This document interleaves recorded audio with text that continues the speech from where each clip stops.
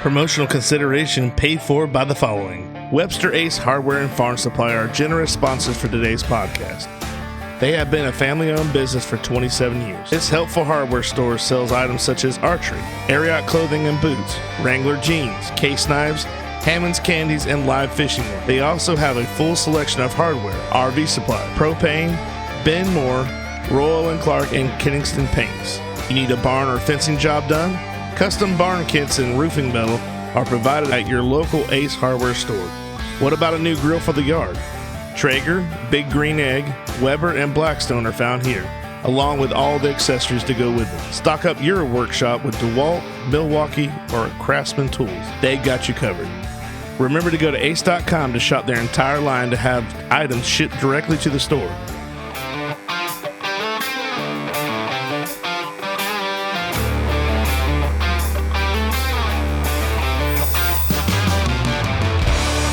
Welcome back to another edition of the Goblay Show. I'm your host, Billy Goble. And in the past, we've had the best of part 1 and part 2. And you know what comes next, the best of part 3. So, if you haven't caught up on the rest of those, part 1 and part 2, they are now streaming on YouTube and Spotify. And to catch up on all of our latest guests. So without further ado, here's part 3.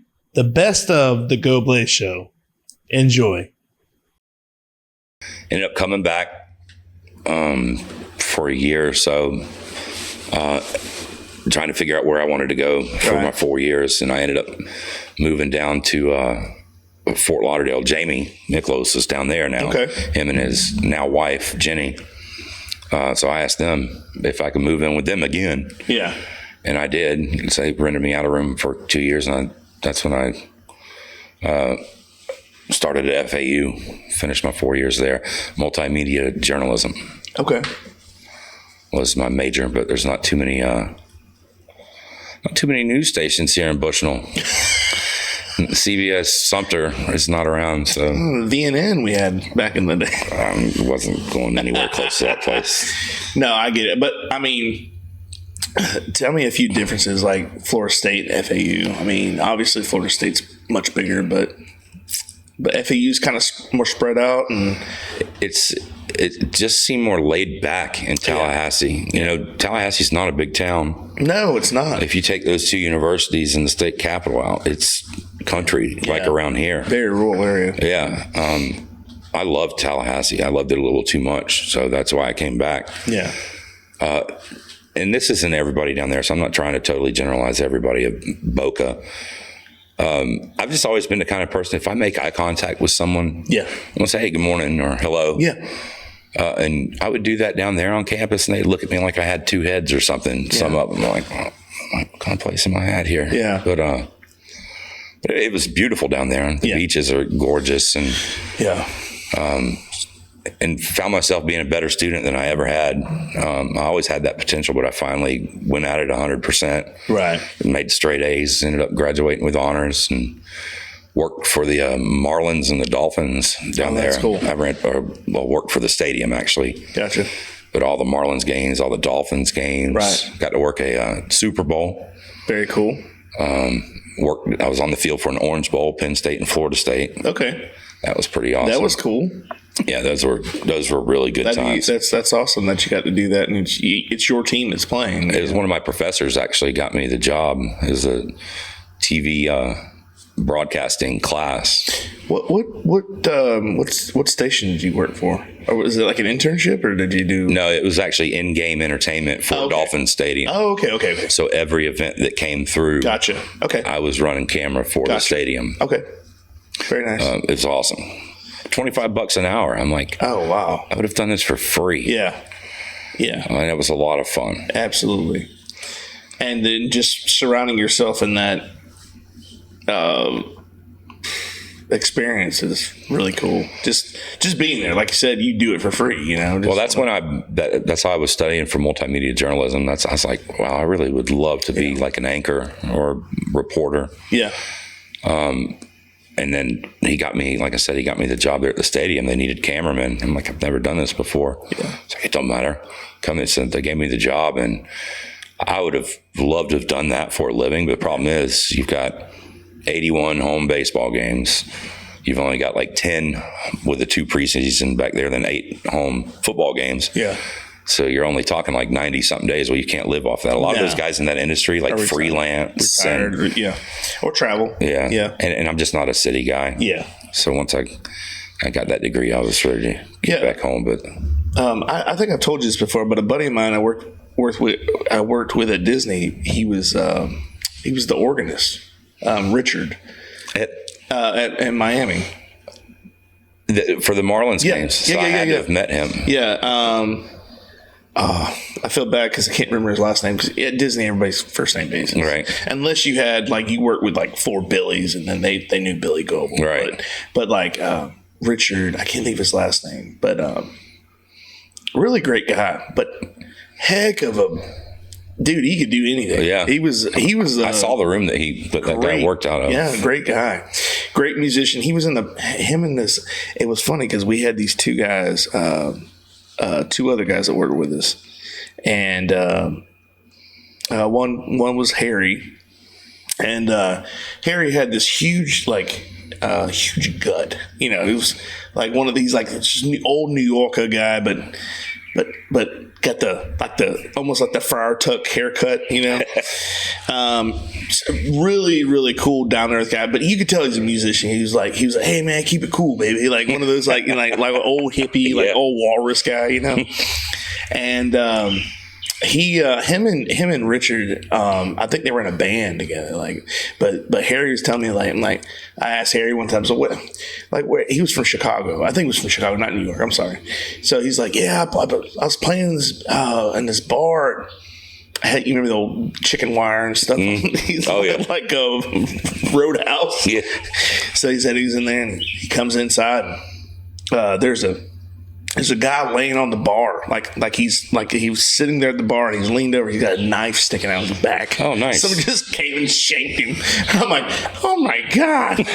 You come from this area where you might have something happen every 5 years, something like that. To the extreme, right? And I'm going and I'm hearing stories like one guy worked for the mob, and this guy was from Chicago, not Richard or Harry, but somebody else. And then they did this. One guy, I remember bringing a suitcase or a briefcase with I was chained to it. I didn't know if there was an arm inside or a payoff. Or I'm like, what is going on? Right out of Pulp Fiction.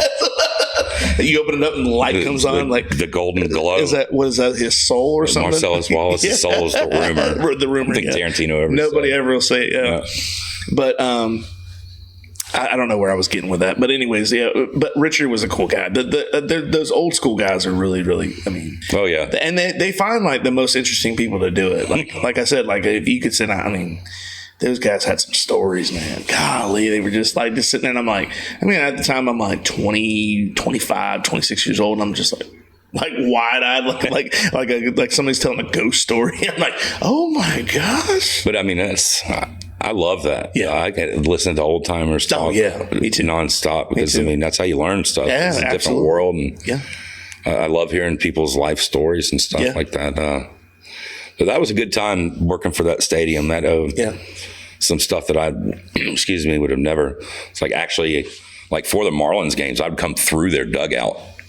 So I'm sitting there. Jack McKeon was the manager at the time. I finally got comfortable enough where I'd have my camera and the wires and stuff, and I'd sit down on their bench and watch pregame and stuff. That's cool. And Jack McKeon's always smoking a big stogie, and he was talking to me one day. It was really neat. On the field for the Super Bowl, that was something else. Yeah. That's something that I would have never had that opportunity.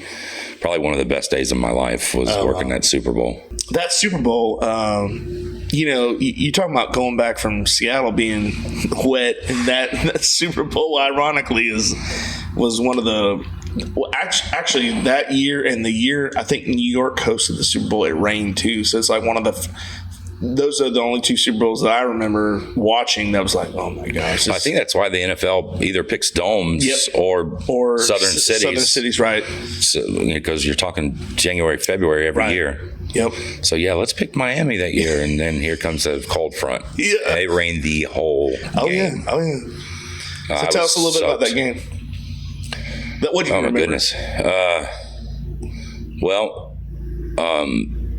Billy Joel sang the national anthem. Okay.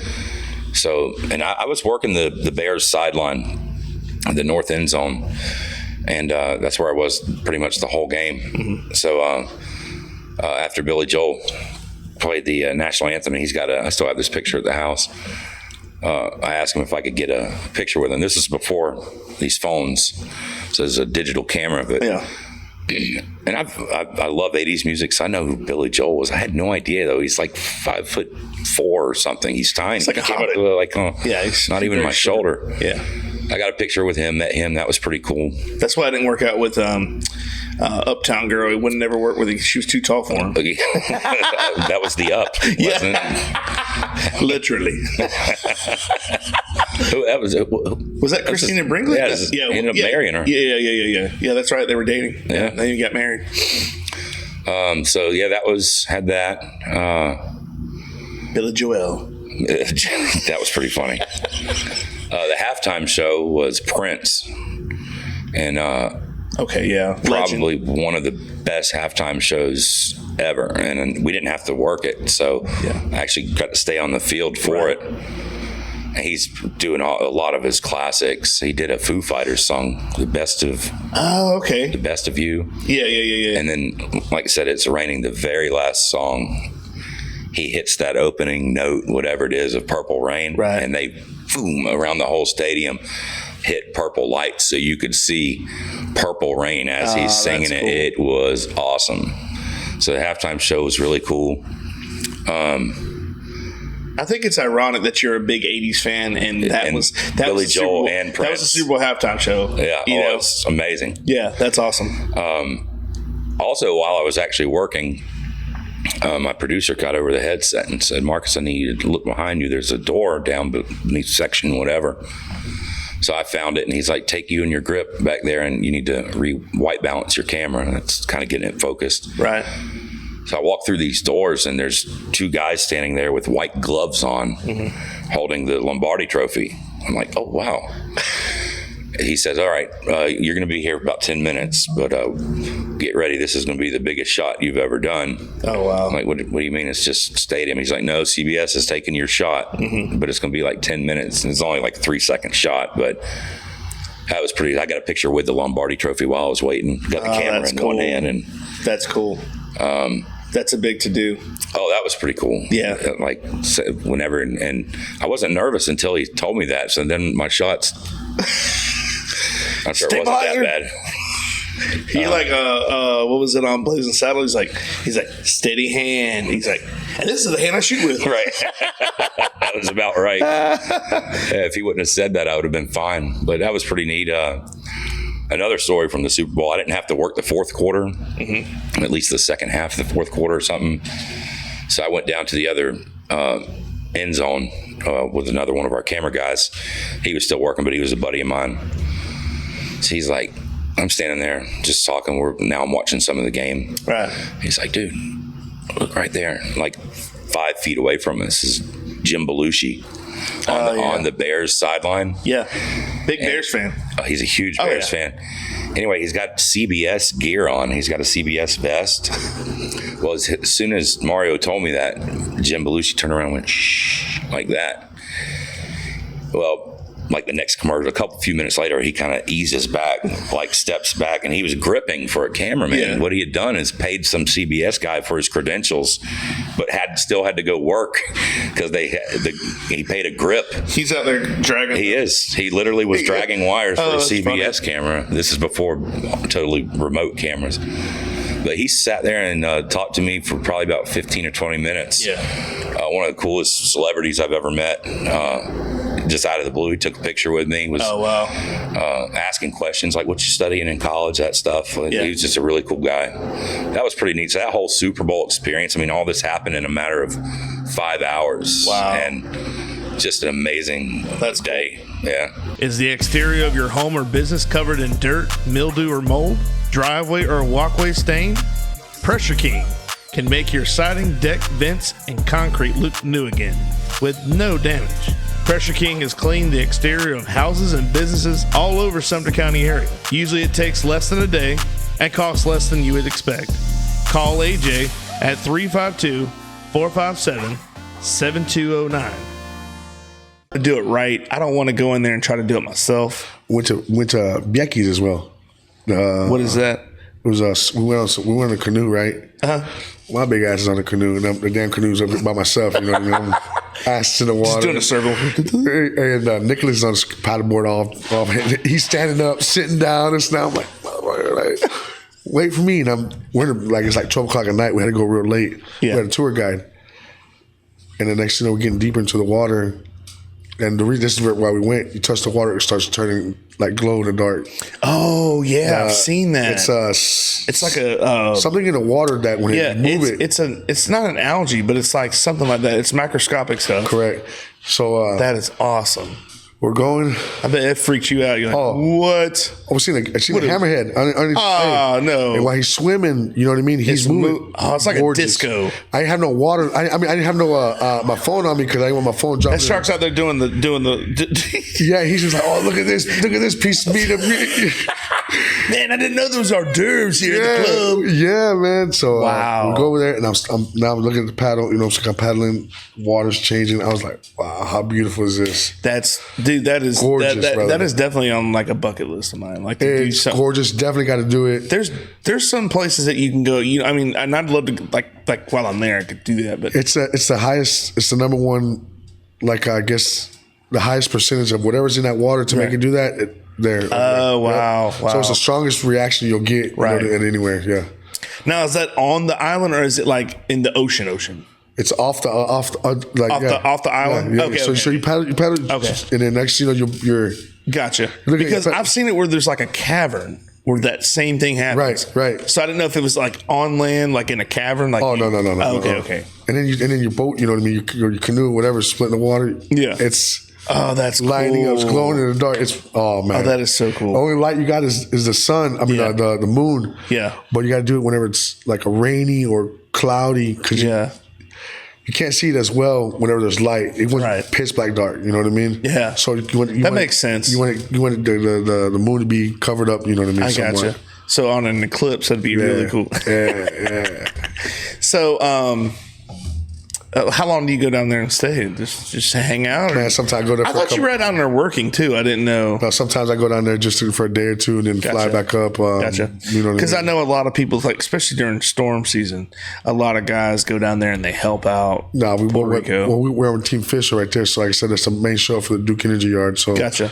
They you're right off 471. Yeah, it's all hands on deck over there, man. Yeah. I think we had like 5,000 trucks last time. Dude, I saw that on Spectrum. Unreal. They were there, and they were like, I saw the Greyhound buses, like the tour buses. Yeah, you got those, and then you got the lineman trucks. So let me ask you that: since you were there, who is that? Is that for all the people? So everybody that comes out of town, they come in their work trucks. You know what I mean? Yeah. And then our yards for the work trucks to park there. You know what I mean? And then they get off and go to the Greyhound buses.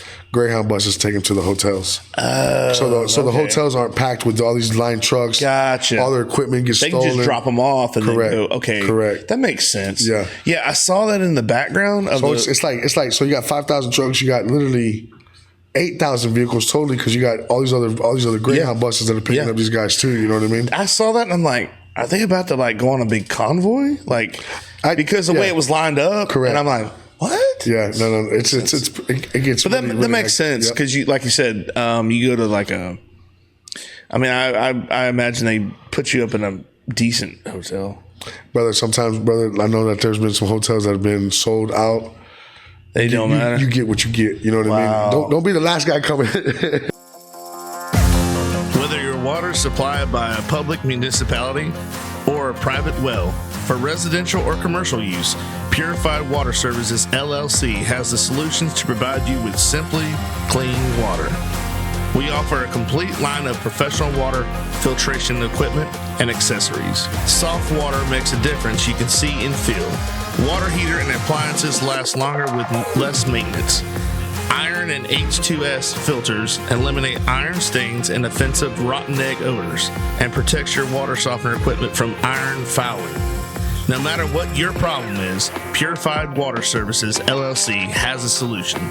Contact Kenny Williams at 352-446-2709. I remember one time I'm at Disney and the Braves and Pirates are playing. And I can't. The score is tied, obviously, because they're going in extra innings. And there's a play at the plate. They throw the ball. Michael McHenry takes the ball and tags out, and I can't remember who the runner was. He's out by a mile. And then umpire goes, he's safe. The Braves were the home team. He just wanted to go home. Yeah. He wasn't out. He wasn't safe by a mile. He was out. and I remember it being, because we watched in the break room, and I remember like we did a parade, came back in. It's still going on. Man, this game started at 7:30. We worked till midnight. And I'm like, what is going on? And then I got to see that, and I go, all that for that? Like, that's how the game's going to end? You've got to be kidding. We got hosed. It was unbelievable. I'm hoping I can get. He's called the Fort, Michael McHenry. They call him the Fort because there's Fort McHenry in I think it's Kentucky or Virginia, and they call him the Fort. And he's trying to get him on the show. Oh, really? Yeah. He's a really cool guy. I got to meet him one time, but I want to ask him like, what was going through your mind, man? Because I'm in Orlando, mad. I can't imagine you tagging the guy and going, like his face is like, what? Yeah. Man, that's like, crazy. That's like an umpire blowing that call on the perfect game. Oh, yeah. With Detroit. Was that Angel Hernandez? Was that same guy? No, it was Jim Joyce, who was a highly respected umpire. And he just blew it. And I don't get it. I felt so bad for that. And that was before replay. Yeah. And I don't know if which was not long ago. Because that was, umpire's decision is umpire's decision. Yes. But if a rule applies, then you can challenge it. Challenge but it. I felt so bad for the umpire. I felt bad for the kid. I did too. I felt bad for the umpire because he had already made the call, and he's like, oh. Yeah, what an idiot. And he knew it. And, you know, he fessed up to it and manned up. So, you know, good for him. But that was very sad that happened. Yeah, I mean, but you were an umpire, so did you ever have any of those calls where you were like, oh man, I messed up, or were you like pretty much Johnny on the spot? Well, positioning is important when you're umpiring. Absolutely. If you're in the right position, 99 times out of 100, you're dead on. Gotcha. But I've had some calls that were questioned. Game at Tavares one time. Tavares and Eustis, I think, were playing. And I was behind the pitcher's mound on the inside and had to play at first. And the guy catches the ball at first, and I called him out. Well, the coach over there said, no, he pulled his foot. And I said, okay. So I get the home plate umpire, and I said, because he's looking down the line, I said, did he come off the bag? He said, yes, he did. And I said, okay, the runner's safe. Yeah. Well, the other coach went nuts. I said, look, we're just trying to get the call right. Right. I'm out of position because I'm inside and I can't see his He had a better view of it. And he leans in. I said, that's his job to watch the runner at first and see if the guy pulls. I said, he pulls. So I'm changing the call and he's safe. Yeah. And a game I had at Clearmont one time when Clearmont played on Bishop Field there. They were playing Groveland. Yeah. Ball hit. It was kind of a line shot to left field. Ball hits. The kid comes up, scoops. I said, it's safe. Ball hit the ground. The Groveland coach went nuts. He caught that ball. You got to be blah, blah, blah. I mean, he argued for a while. I said, Coach, we're done. Go back. I've made the call. Yeah, if he scoops, that's not a catch. So when the kid comes running in from left field, I was still behind second base. Yeah. I started walking that way because the coach comes out and said, did you catch that ball? He said, no, sir, it hit the ground. And I looked at the coach and I turned away. He looked at me and said, he kind of dropped his head. Kids won't lie. They're not going to lie. No. I mean, they really won't. Yeah, I mean, not about something like that. No, because I wouldn't either. Yeah. But I had some good experiences umpiring. I did it for 7 years with Lake Sumter Umpire Association. Floyd Williams was the head of our association. Okay. Floyd actually got his start umpiring with my dad. Oh, yeah. My dad hired him at Webster Elementary. And one day my dad was going to umpire a game, and he said, Floyd, why don't you come with me and umpire? Yeah. He said, I don't know anything about baseball. He said, well, you can learn. I'll put you at third base. There won't be much action there. Funny enough, before the game, the home plate umpire was walking behind home plate, and it was a wild throw, hit him in the side of the head, right in his ear, and he started bleeding out of his ear. So he had to go to the hospital. Yeah. Well, it was a game between South Sumter and Ocoee. My dad was from Webster, knew all South Sumter kids. The Ocoee team was the kids he had coached when he lived over there for 5 years in Ocoee. And so he told Floyd, he said, I don't want to go behind the plate. He said, I know all these kids. He said, you go back. He said, I don't have any equipment. He said, I'll give you mine. I got it with me. And that was when they had the old outside chest protector. With the big old chest protector. And the shin guards and the mask. And so Floyd got behind the plate. First game he'd ever umpired, and he gets stuck behind the plate. It was a great game because everybody threw strikes. I think it was 1-0 game. We got beat. Yeah. We got shut down with a one-hitter, no-hitter, and Bud Fussell threw a one-hitter, and we got beat 1-0 by Ocoee. But Floyd got his start there, and now, 40 years later, he's in the FHSA Hall of Fame as an umpire. Oh, that's awesome. He was a phenomenal. You just never know. Great judgment. He knew the rules left and right, and was a good mentor for me to be better at what I did. Yeah. I think that's very. I mean, like you said, like if you know the rules, you are a step ahead of the game. Yeah. And not saying that you. I mean, it's kind of implied. You should know the rules, right? But there are a lot of rules, so sometimes you have to refer to the handbook. You know, that's why they give you a handbook. Correct. But the guys that I'll tell you, can do that. And every time there's been an argument, I am right behind him because I back him 100%. Is Alan Shirley. Yeah. When we played, I helped him coach T-ball and 7, 8 year olds, 10-year-olds, whatever, with both his girls growing up. If there was ever a call and he went out there, I was like, Alan got this. Alan's got it. Yeah. I know he knows what he's doing. And he never got overturned. He would always go, question, you know what I mean? And it wasn't in a jerky way. It was like, sir, come here. Mm-hmm. I need to ask you, let me ask you this. This says this, blah, blah, blah. He had, Alan may have had a rule book with him, but he never had to result. Like, he never had to put, now, article section, 4 dash, he didn't have to do that. He was like, look, this says this, and the guy says, yeah, he's right every time. Yeah. And somebody like that you want in your corner. Absolutely. You know what I mean? That's why it's so important. Oh, and, yeah. And it helps your credibility as an umpire or a coach, either way. I was coaching a Little League T-ball, a majors game in Bushnell one time. And the umpire had his rule book in his back pocket. Well, we had a guy at first and second. And kind of a little pass ball. Well, the guy at first runs down second base. Now 2 of them standing on the base. Yep. Well, the guy at first turns around and runs back. The umpire called him out. I said, well, wait a minute. Why are you calling him out? He said, because 2 guys can't occupy the base. I said, well, yeah, they can. I said, why'd you call him out? Because he can't touch a base when I said, he can touch a base. I said, now, if they tag him, he's out. Then he's out. Right. And the lead but they can both stand on there. But they can both stand there. Oh, yeah. I said, but he ran back to first safely. Yeah. Well, you're not right. I said, I am right, and I'm going to protest the game. So he pulls his rule book out. He said, look right here. 2 men may not occupy the base. Unless they're tagged, they are safe. Okay. He's safe at first. And I just turned and walked away. I mean, I didn't gloat or anything. Just smack the book out of his hand. This stupid idiot. Yeah, I knew the rules, so I knew I was going to win that argument. But anyhow, it's just something that's always stuck with me, and that's something I have tried to impress on my son over the years. Yeah. And I think he'll tell you, if Dad wasn't a good coach, he knew the rules. Yeah, he might not be a good coach, but he knows the rules. Yeah. So that's just something I always prided myself on. And because as high school, we had to go take a test every year, rules test. Yeah. And that's because things change to get your rankings. Yeah.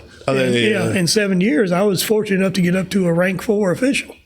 What's the highest? 5. Okay. And of course, Floyd and Dennis Durkin were both ranked 5s. They've been umpiring for years and years.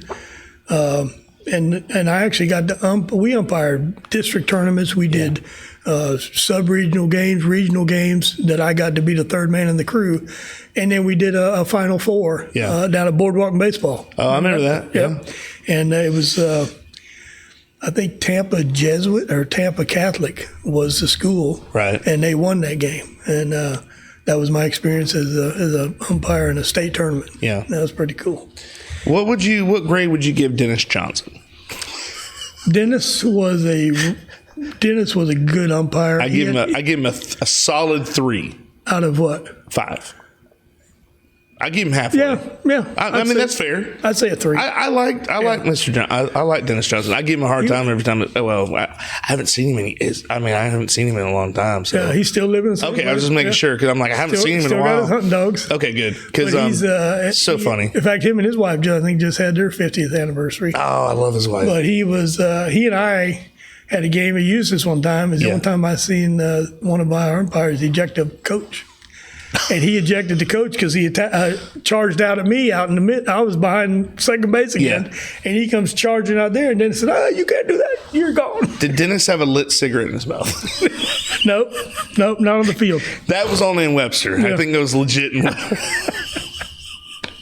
He had this like the mask and the cig coming out. I'm kidding. I love you, Dennis Johnson. If you ever listen to this podcast, I love you. Miss you, buddy. Yeah. Those are just guys I grew up with, man. Right. I mean, like I was telling, who was it? I was talking about Tony Gator. Remember Tony Gator? Big guy, umpire guys. In Center Hill? Yeah. No, Gator McMullen. Or Gator, but I thought it was Tony. He was the chief of police over there. Oh, okay, yeah, that's who it was. Yeah, Gator McMullen. I kept calling him Tony Gator. Yeah, funny story about him. I was yelling at my son one day on the field, telling him, "You guys, come on, I get you." And he comes over and said, "Coach, you got to stop doing that." I said, "What?" He said, "Stop yelling at that boy." I said, "That's my son." He said, "I don't care. If you yell at him again, I'm going to toss you out of here." I said, "Okay." He kind of humbled me real quick. Mikey's like, what'd you say that? Yeah, thanks, Gator. I appreciate it. But it was, he. I vaguely remember him. Yeah. I don't remember him as well as I do Dennis. And like I was telling him, I said on the other podcast, is Dennis would never tell you it was a ball. He would just be quiet. And of course, you think as an adult, it's either strike, no call, is a ball. But I was afraid I didn't hear him. Yeah. Like I said, before I said, I thought I was going deaf. Like I was like, oh God, I can't hear. Get this helmet on, I can't hear. What did he say? And I'd look, and of course Dennis is. No, but he wouldn't say anything. So I'm like, oh my God, like was it a ball? So I would just stand there. I would never swing, but funny story. I'm gonna tell a story that's it's gonna embarrass me, but not really. But it's almost like it's historic. Mr. Shirley, you ever seen me ask him about it? One time I don't know if I swung and made contact, or it had to be, or either it was a walk and I tripped. No, it had to be a swing because I was running to the base. I tripped and I crawled on all fours. I turtle crawled. But I was safe. I made it. I made the throw. I was faster on all fours than I was on my own 2 feet. And so you can ask Mr. Shirley. You can ask him about Billy Goble's turtle crawl, and it's like it happened yesterday. He's like, yeah, they're Billy. I'm like, oh my gosh. But it's Catfish Johnny's Restaurant, serving the Lake Pennsauken and surrounding areas since 1990. For the last 33 years, we have strived to serve great food at great prices and a friendly, casual atmosphere. If seafood isn't your thing, our burgers or wings are the best around. We have daily specials too. Check us out on Facebook or Instagram for more information. Pat's Taps at Catfish Johnny's. Pat's Taps is Lake Penosauke's newest tap room, offering 14 rotating craft beers on tap. We also offer bottled domestic beers, seltzers, ciders, and wine, as well as a variety of appetizers and pub. Our family-friendly tap room is a great place to come hang out and enjoy some one-of-a-kind craft beer. You can find us on Facebook, Instagram, or the Untapped app. What are you doing over in Orlando? You said what do you do for work? I'm an electrician, and so I work for a company. We do the lights and signs for the turnpike. Okay. So I'm on all the turnpike roads every day. So fun stuff. Great traffic every day. You gotta love that. I bet you see some crazy stuff on the turnpike. I do every day. Every day there's crazy wrecks. This morning driving to work, there was a car and it was turned over right on its top. And the cops and everything were there just checking it out, and we just drive by, go to work. It's every day. Can't do anything else about it. Nope. I was on the turnpike one time coming back from Disney. I had to take that quite a bit, and both lanes were blocked. And I said, well, there's nothing else to do. I'll pull my golf clubs out of the back of the car, and I was hitting golf balls over almost to 27, like just smacks. And I said, when else can I do that ever again? This is great. Yeah, I know, that's crazy. I have seen people out of their car throwing a football and stuff before when it's been dead stop. But yeah, it's bad when they bring out the grill. Oh yeah, I got the Kingsford commercials. Yeah, yeah, it's bad. Just one day last week, same thing. I was driving northbound on the southbound side. It was backed up for at least 10 or 11 miles. Oh my God. And I'm just like, I feel bad for y'all. Yeah. And this is every day, man. It's not like, it's every day. It's not like you get hit or miss where you can go and skip one day and you're like, okay, I don't have to do this for a couple of months.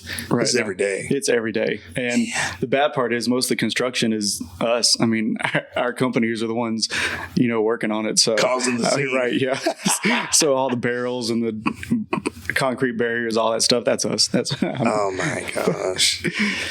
Well, let's see. What I always do is we kind of go back and we talk about sports or whatever. And I know you baseball was your life pretty much. I know that's pretty much easy for anybody to say, but I could definitely say that coming from a family that was just eat, sleep, breathe baseball. I mean, literally.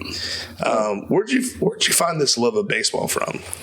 Really, from a young age, I remember 3 or 4, started playing T-ball at 5 years old. But even at the young age, when I started playing then, my dad always loved to coach.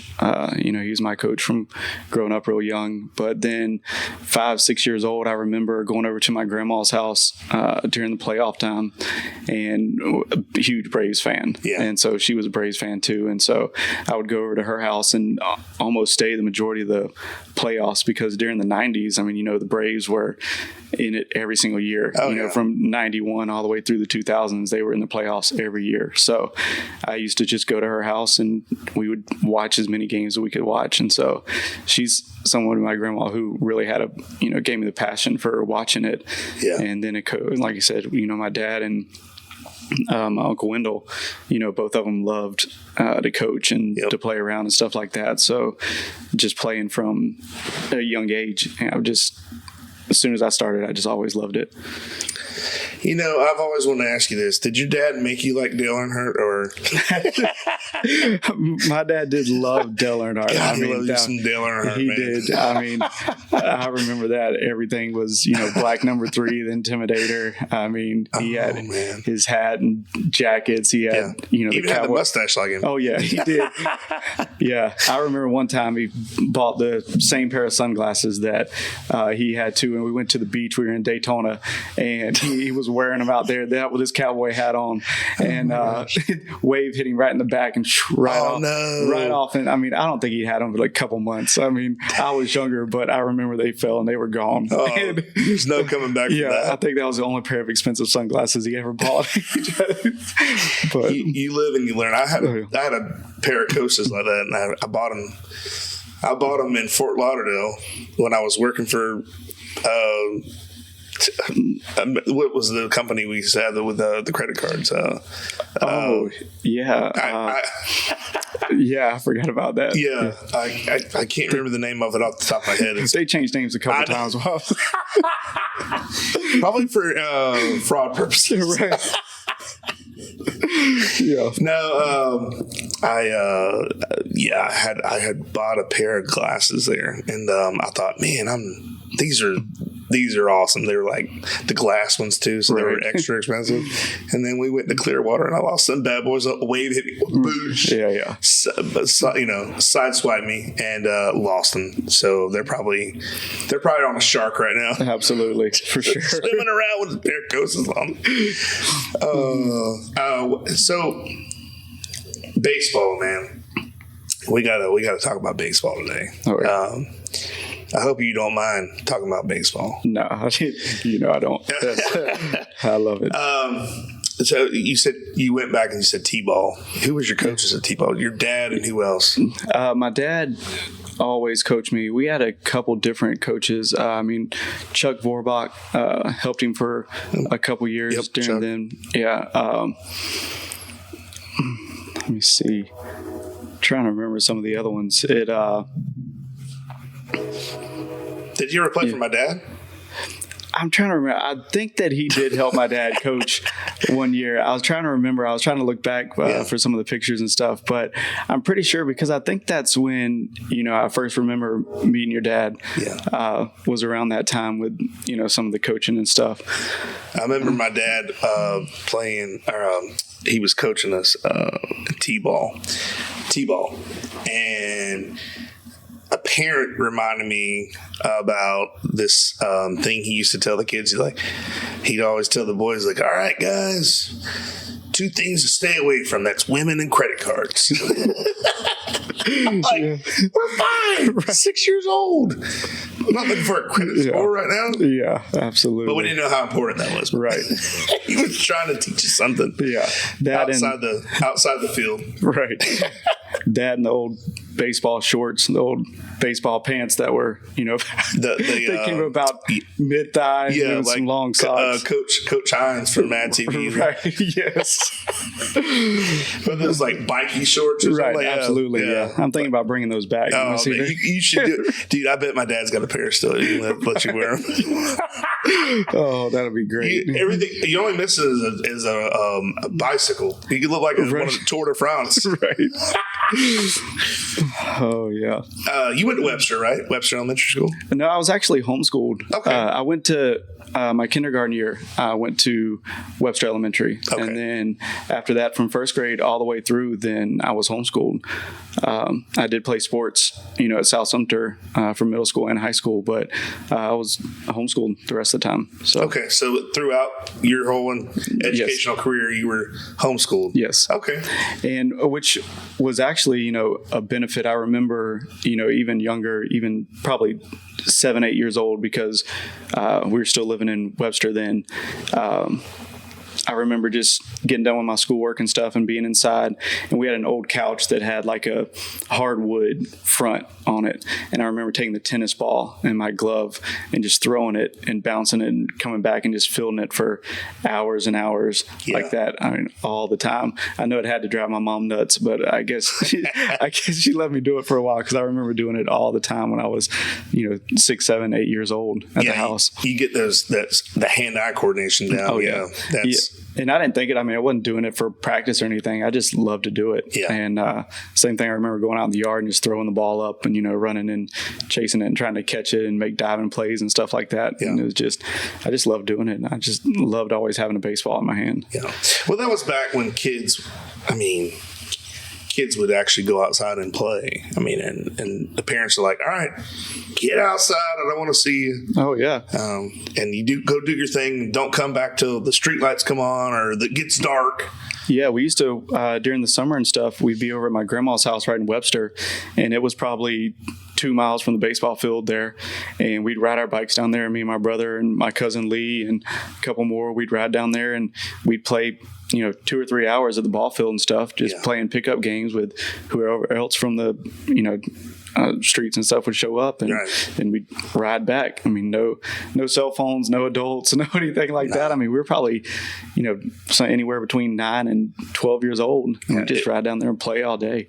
It was a simpler time back then. It was, for sure. I hate to sound like an old man, but it really was. I mean, you think about it.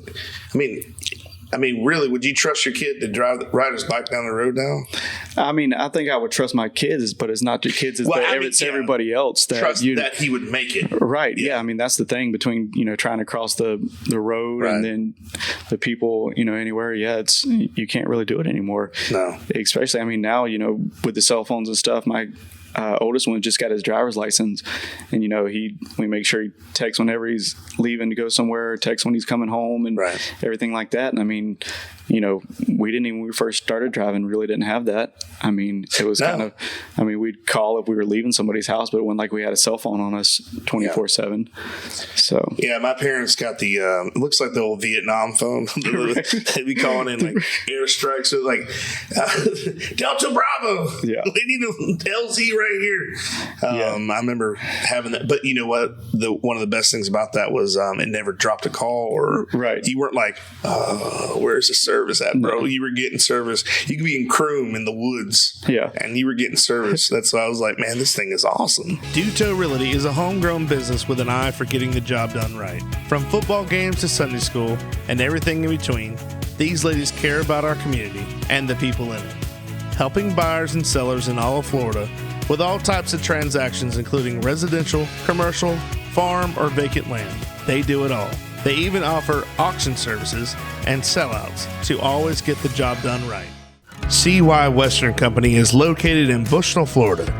It's a great place for boots, clothing, gifts, and accessories for the whole family. They are a family-owned and operated business that opened in 2008. They offer free gift bagging and layaway services, and also a 10% discount for 4-H and FFA members with proof of membership. Be sure to like them on Facebook, where customers can stay updated on sales and giveaways. You can find them next to Lowry's True Value Hardware in Bushnell, open Monday through Friday, 10 to 6, and Saturdays, 9 to 5. Be sure to check out CY Western Company. Let's talk about your newest addition. Okay. Go ahead. Who wants to start? So Jeremy talked about Tony Lamb's dad, the character, the 87-year-old gentleman who we just recently found out used to be the CEO of Rainbow Vacuum Cleaners. Oh, okay. Yeah. My mom used to sell those. Yeah, that's fun. So many fun stories. But his name is Tom. Okay, Tom. There you go. A few years ago, probably about 5 years ago, Kona thought they needed to start diversifying, eventually having multiple food truck options, so you can kind of pick and choose what would work for you and what you'd want. And so Traveling Toms came out. Actually, at first, their first concept was called Grounded, and it was more like an airplane type theme, and it was super cool. I love the color scheme of it. But then Tom, during COVID, got COVID and really almost passed away, and it was a really hard time. Oh, wow. He's like a beloved character of corporate. Everybody loves Tom Lamb. So during that time, Tony did like a revamp of he told everybody, and he's like, you know what, I love my dad so much, we're going to honor him by naming our new business Traveling Toms. So they started selling them out. So it was like, people around the country were getting the first generation, second generation. So Jeremy and I went to all the talks about it to try to learn more, because we thought, we want to grow, because we really can't grow where we are with Kona. We can only have so many Kona trucks running around the three counties. True. After a while, you're too saturated. And so we threw our name in. We got a phone call in August that, hey, you ready? And I was like, nope. Not at all. Cried the entire phone call because I couldn't believe that they had chosen us to bring the brand to Florida. So the closest one right now was Pensacola. Well, no, it was in Atlanta. Okay. Wow. That's a so how it worked, so they came out with the idea a few years ago, transformed it to the Tom's Traveling Coffee Truck. Which someone who loves their dad, I love that he named after his dad. So of course I was like, we gotta have one. That's cool. And then they had a few at corporate, and they sent a few to franchisees that were quite large in big cities and have been in the business pretty much since the beginning. They're like, y'all test them. Let's make sure they can monetize, because they were more expensive trucks and the products are way more expensive. And you have expiration dates on dairy products and so on. And they were doing okay. Well, then they had an issue with generators. Right. The trucks were completely reliant on the onboard generator. They went down, they were done, so then they couldn't get parts because it was after COVID and stuff was still hard to get. So then they're like, we know what, we're not going to make this available. It's too much right now.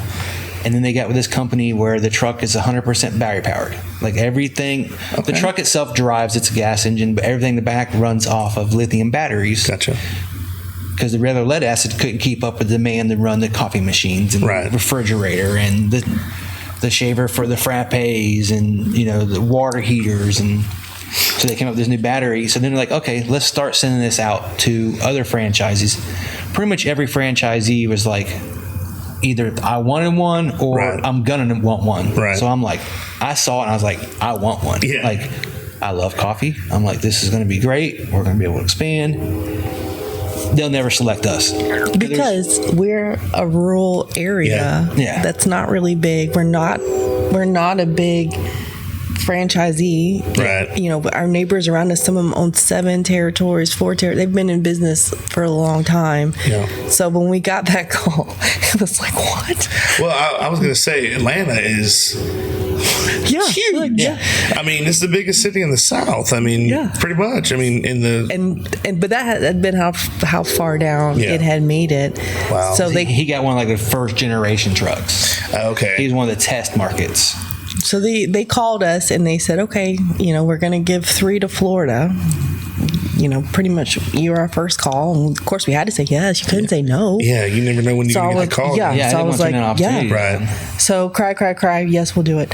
And then nervous though, because Kona's you shave, give it out. They're doing most of the work for you, but coffee, you have to do all the work for them.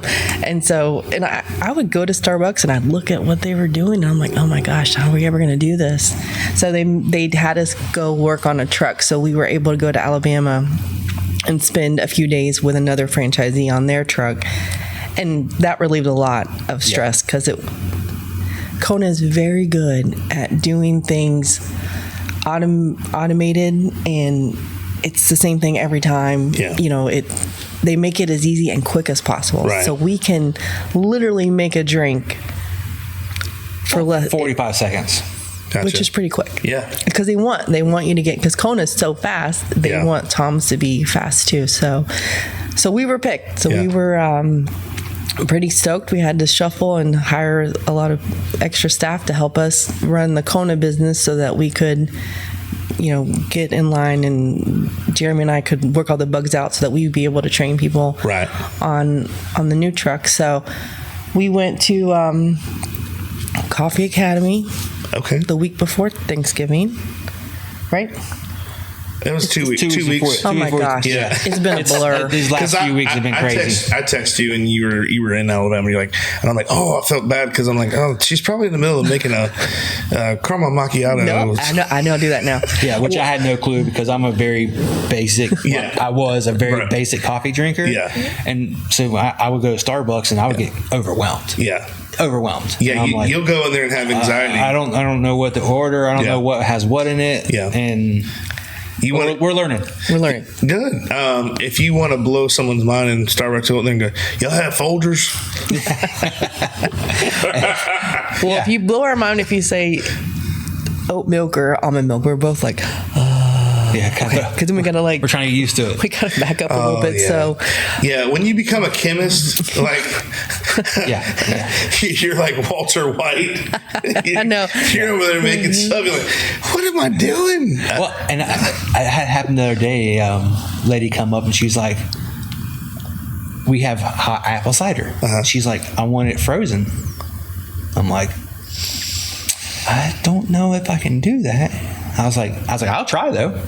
I was like, it may be disgusting. I was like, so I made a hot apple cider, put some ice in it, then made it into a frappe, and I was like, well, here, like, kind of hesitantly handed it out the window because I had no clue. Like, we have a menu booklet that kind of gives us little secrets to how to make the normal drinks. Right. That's not in there. No, not everybody. So I'm like, that is a curveball, right? I slowly slid out the window, and I was like, try. I was like, if not, I was like, I won't charge you. Just try it. And she's like, this is amazing. I'm like, okay, whew, I got it done. I didn't know. Yeah. Well, that, and this is going to be completely off the subject, but accidental stuff like you're talking about, experimenting. Yeah. That's how they made the first slushy. The guy left a Coke or whatever it was in the freezer, and it blew up, and he was like, hey, I could sell that. Yeah. I mean, it was completely an accident. And so that's sometimes how you have to do it to get what you think is what you're doing. Yeah. And then sometimes it can be like, hey, the ones that you're like, oh man, this sounds great. You start putting it in and you're like, oh God, that's that's it. I do that with cooking all the time. I'm like, ugh. Yeah.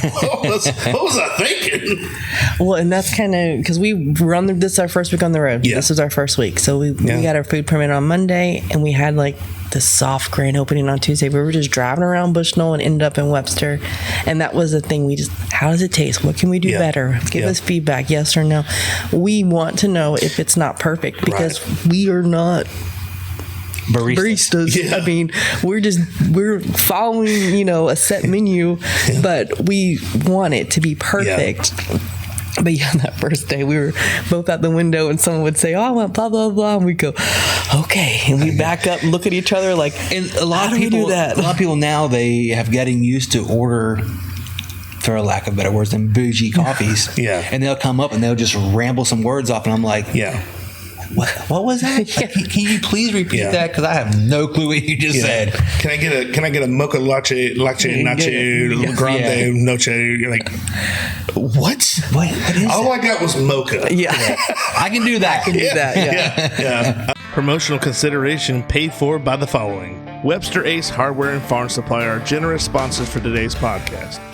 They have been a family-owned business for 27 years. This helpful hardware store sells items such as archery, Ariat clothing and boots, Wrangler jeans, case knives, Hammond's candies, and live fishing gear. They also have a full selection of hardware, RV supply, propane, Ben Moore, Royal & Clark, and Kingston paints.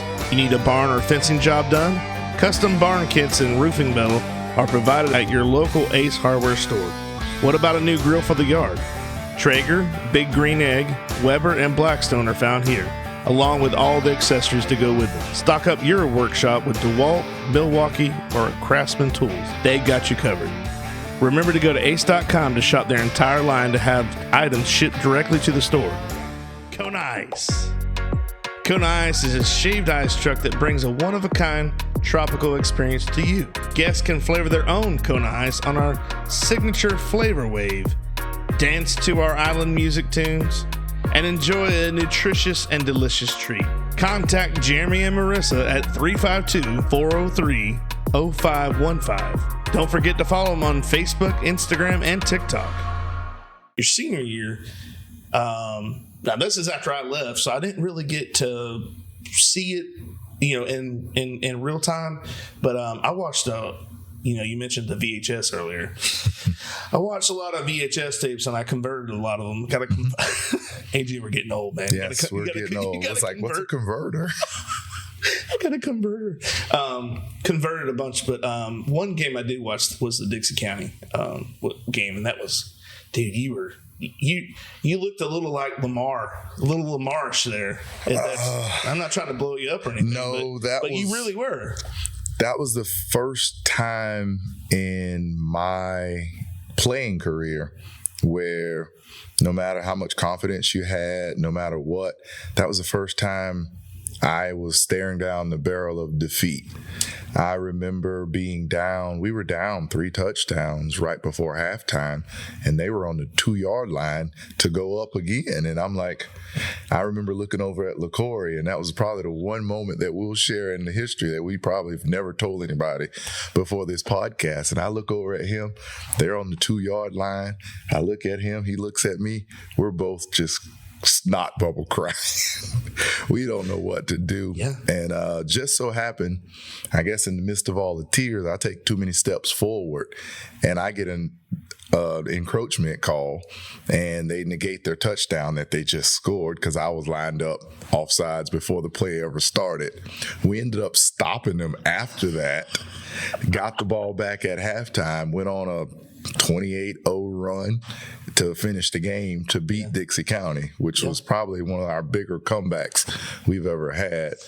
Yeah, I was going to say that you had the, and I'll have to, maybe I can show it on here, but I remember you throwing this dime. I posted on Facebook. Mm-hmm. Throwing it, was that Earl? Mm-hmm. Okay, but no, there was another one. Well, that was Earl. The one over the shoulder on a swing route was to Earl. Then I threw a deep one right before half in the corner of the end zone. Mm-hmm. Yeah. Well, that one was to Bloogie.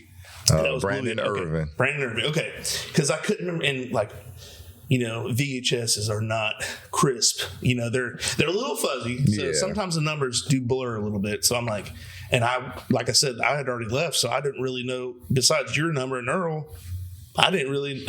Yeah, that was Brandon Irvin, and that was pretty much the icing on the cake. I think we were already up 14, and I was like, Sherman signaled to play, and I was like, right, 88. Okay. Thought we'd be running 24 here, but he called it, and I guess they were not ready. It was a great route by him. Great catch. Wow. Throw was somewhat in the right area, and he was able to bring it in to seal the game. Yeah, and a young Sam Miller got a pick. Oh, it wasn't a pick six. He ran out of gas. Sam had a pick. I think Brandon Irvin had a pick. Everybody like Gerard Jordan had a block punt that he ran back for 48 yards. Triple J. It sealed we had some amazing plays that game. Good. Those are games that like I said, you'll never forget. I'll never forget Dixie County. Yeah. And I do remember, not to fast forward a little bit, but when we coached together in 8U. Yes. I remember you telling me, you're like, I was right at this spot, right here. And I'm like, dang, man, the precise.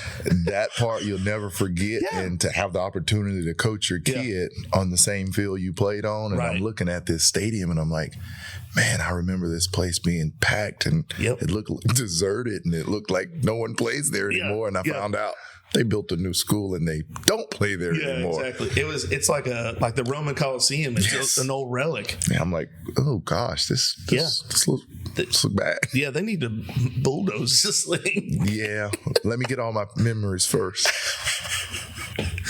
So your senior year, besides the Dixie County, you got another game. Yeah, I know.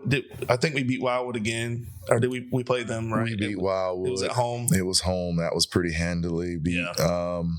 We had so many memorable games that senior year, and I think they were only memorable to me because that was the first time I was the actual leader. Gotcha. When we had Matt Ellis, I got to just run routes, and we had a true guy that went to school to play quarterback that was a true quarterback.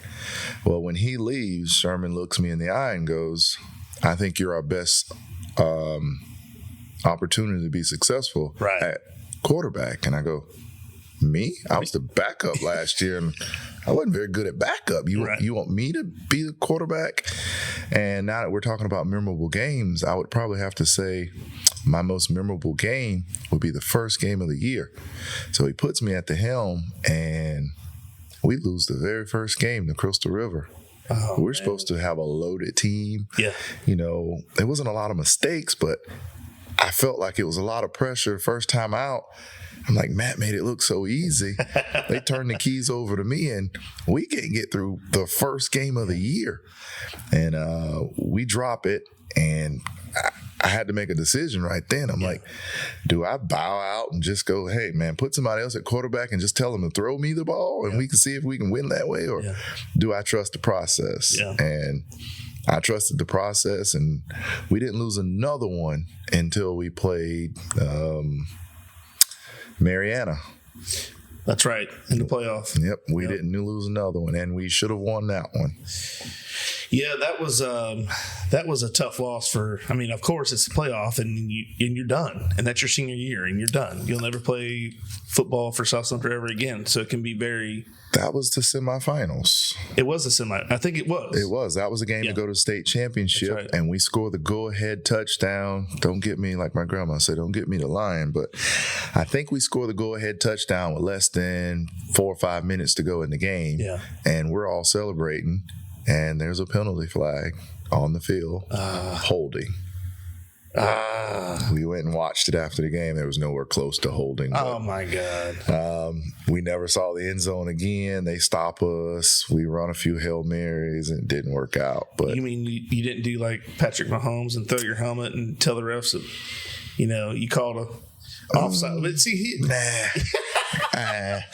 was Tony was offsides. I mean, Kavarius Tony, he was offside. And if they would have called that on the defense, Patrick Mahomes would have been fine with it. You know what I mean? Yeah, but I couldn't figure out who. I mean, I felt like he was yelling at everyone. I thought he was yelling at a coach. I wasn't quite sure what was going on, but never mind. That's water on the bridge. But we all handled it with, I guess, the best anybody else could handle it. I mean, we all laid on the field for our 15 minutes of sorrow, like I imagine every other senior has. Yeah, that's a tough moment. That's a realization that this is the end. You know what I mean?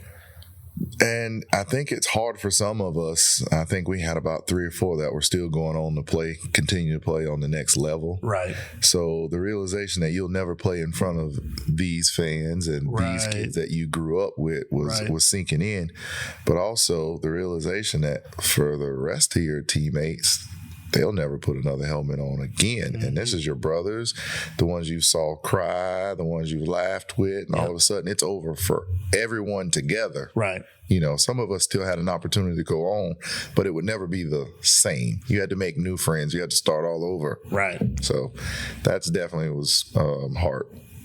So so that your senior is done. You move on to your basketball because, like everybody else, is waiting on basketball season to start. Normally, all the players are about November. They're looking toward the gym, if you know what I mean, and they're ready to go. How did your senior year or junior senior year combo with basketball? How did that go? Because I really didn't get into basketball. I knew who a couple of the guys. Most guys that were in my grade that played, like Larry Henderson and Bakishian and all them. I'd say the transition was always tough. I remember a few games Howman took the team over and played, before we got there. And of course, we missed the first 6 games. Right. And I remember LeCanto, or I think it was someone over there, they beat us by 35. Right. And I think they told Howman after the game, A.J. Bryant, them can't make up 35 points. We ended up coming back later that year and beating them by almost 35. Oh, wow. So I'd say my transitions went pretty good. I think that day after we lost to Mariana on a Friday, we played a Monday game. Oh, yeah. And I want to say, I think I scored 44 in the first game with no practice. My senior year, I averaged 32 a game. Okay. The lowest being 22 versus Wildwood because I let my emotions get the best of me. And Howman sat me down and was like, this ain't about you. So I had to learn some life lessons. True. Which later on helped you out. Helped in me your out own coaching. Tremendously. Yeah. So some of these kids that get out, I in one side of the head, I go, I've been there. Yeah, I understand. I know exactly what you're going through. But the other side, I want to make sure that you're learning valuable lessons at the same time that you can take in life with you. Thanks for watching this part 3 of the Best of the Goblay Show. I just want to thank everyone who has tuned in so far. This past year has been a really incredible journey. A shout out to our sponsors. Without you guys, we can't do this. So a special thanks to all our sponsors. If you are a business owner in the area or anywhere, and you would like to promote the Goblay Show, hit me up at the Goblay Show at gmail.com. and we can go from there. Until then, we'll see you next time.